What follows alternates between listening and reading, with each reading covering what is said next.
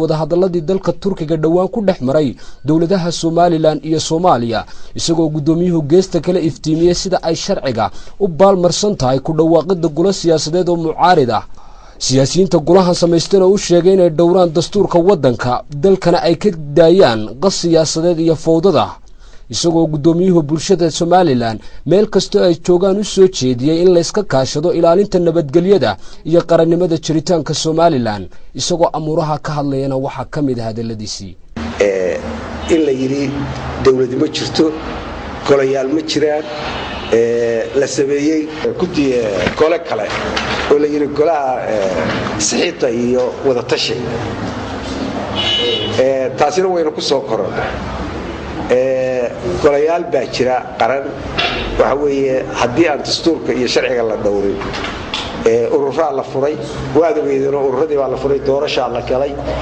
saddex xisbi qaran baa jira saddexda xisbi qaran ayaa afka shacabka ku hadli kara iyo saddexda kole afraad kole kale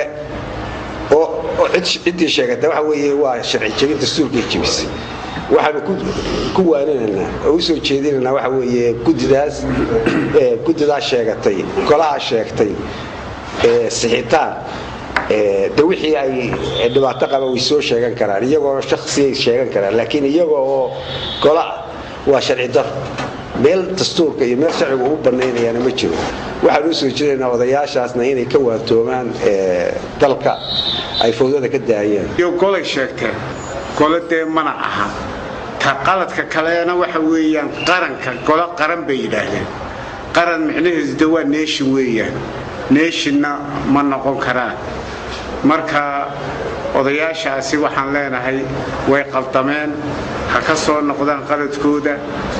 dadweynuhuna ayaamahan wax kale lama hadahay